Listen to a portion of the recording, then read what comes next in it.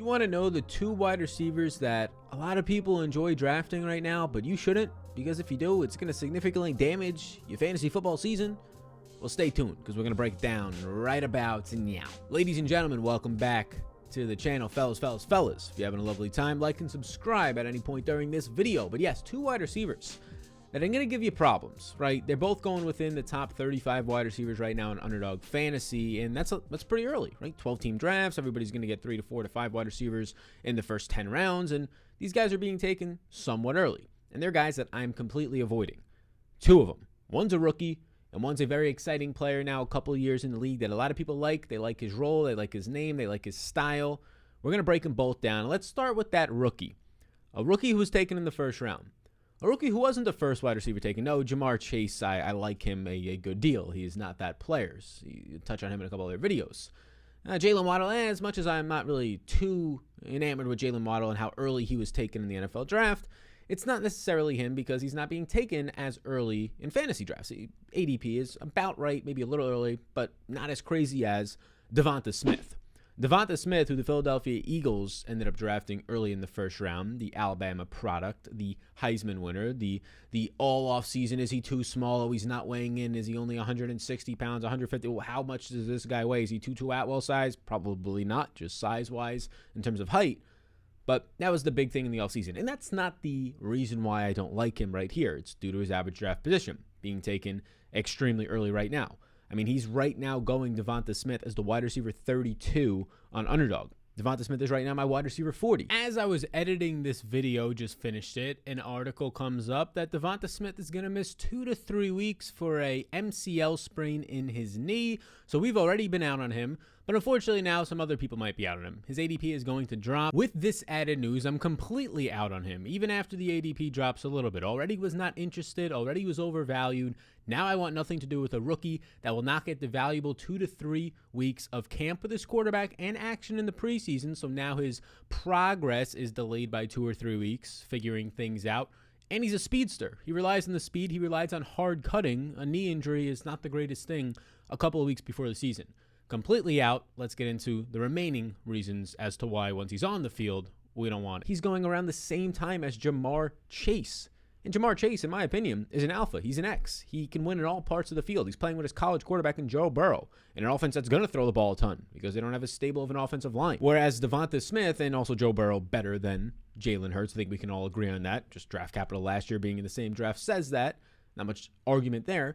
But Devonta Smith has Jalen Hurts throwing him the ball. Jalen Hurts, who was not a good quarterback last year. He played in 5 games. And if you want to talk about fantasy football, he was good in about 2 to 3 of those games because he ran for 100 yards in one game, ran for 69 yards, a score in another game, right? So he was good in 2 of those 5 games. But in terms of how accurate he was, not that great. Not that great, Bob, at all. He's an inaccurate quarterback with just a little experience. He was number 74 in accuracy last year. Again, a small sample, but that's not good. He ended up seeing a 57.4% catchable pass rate. So his passes, only 57.4 were catchable. That was 47th in the NFL.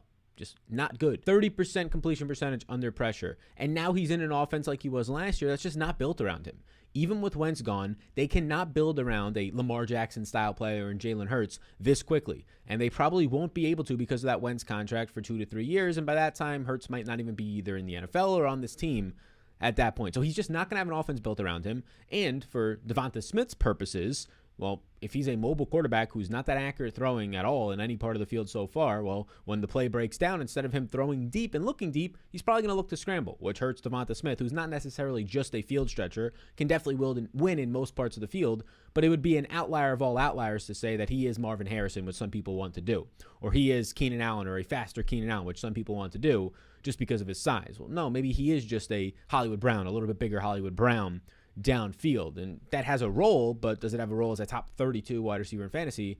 No. And let's just compare him to some other guys that are currently being taken right now or that he's going before. If we just want to talk about rookies that he's going before right now, he's only ranked behind Jamar Chase, just barely, but he's currently ranked ahead of guys like Jaylen Waddle, which I think is fair.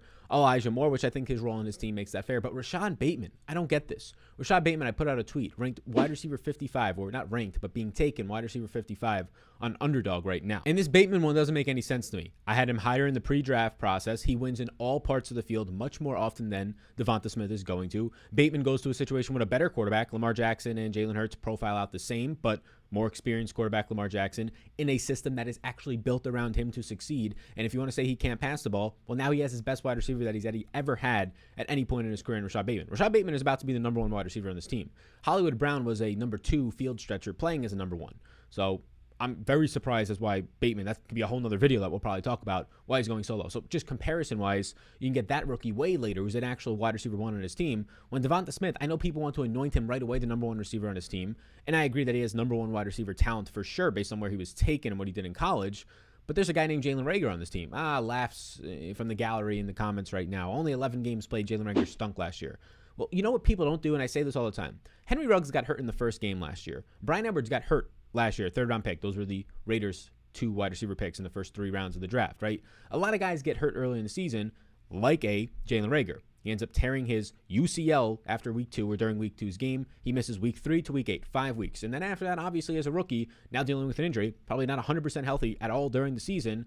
And now everybody wants to laugh at his first season and saying that he's not good and he's terrible. Also played without a good quarterback, Carson Wentz, under pressure all the time. Bad offensive line that was injured. So nothing went Jalen Reagor's way. Nothing at all went Jalen Reagor's way. So I'm going to give him a little bit of a mulligan on his rookie season. And Jalen Reagor, who was also taken last year as a top 25 overall pick by the Philadelphia Eagles, maybe it was the wrong pick, but they have draft capital in him. He's going to be used. He profiles out as a better X wide receiver in terms of just how he can win in all levels of the field a little bit more. So yes, that might sound crazy to you, but he's not even the secure number 1 receiver on his team, Devonta Smith. So yes, all the college production was there. We don't have to go over it. He didn't have Jaylen Waddle there, who ended up getting hurt for most of the year last year. He wins the Heisman. He goes off. All credit to him, playing defenses that were nowhere near as good as every single defense he's now going to play in the NFL, of course. And you can say all you want about the rest of the target competitions. Ertz seems like he might be back. Goddard's going to be a big piece there. Miles Sanders should catch more passes when healthy in the backfield. Greg Ward, Travis Fulgham. I don't think they're going to be all that much in this offense, but I also don't trust Jalen Hurts. I like Jalen Hurts a lot for fantasy because of his legs, not because of his arms. So Devonta Smith, for me right now, he's my wide receiver 40.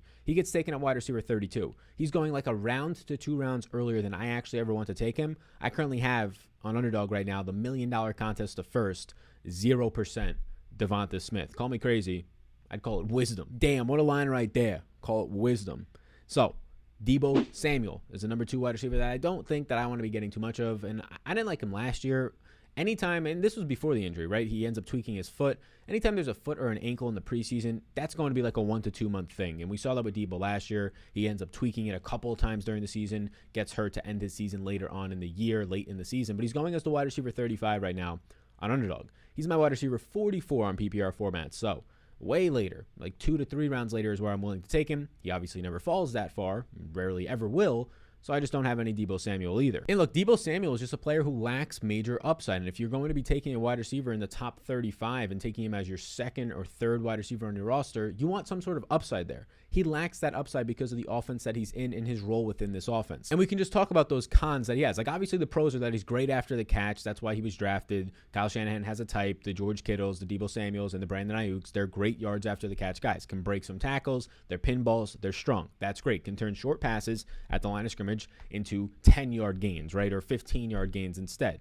But the cons are he doesn't see many downfield passes. And you can only do that so often, especially if your team is trailing in games. You can only do that so often, especially if Trey Lance at some point this season, and a lot of people think the top 5 overall, top 3 overall pick, Trey Lance is going to play more mobile of a quarterback, more likely to actually run the ball at the line of scrimmage than throw a quick 2-yard out than a Jimmy Garoppolo, who is limited with his mobile upside. But the no downfield passes or the lack of them is the big issue for Deebo Samuel. Last year, Deebo Samuel only saw two completed air yards in 2020. His average target distance of 2.6 in 2.6. Right? That's like the top 100. I mean, running backs are rarely that low at 2.6 or usually hover around there. And now he's got the mobile quarterback in Trey Lance who can eat into what the screen passes are going to be. Less screen passes if it's Trey Lance in there for some games and not Jimmy Garoppolo is what you would expect from a play calling standpoint. More quarterback draws, more option type plays, right? And last year, Deebo Samuel was going as like the wide receiver 30, and that's what Brandon Ayuk is a rookie. Then Brandon Ayuk breaks out last year in a major way,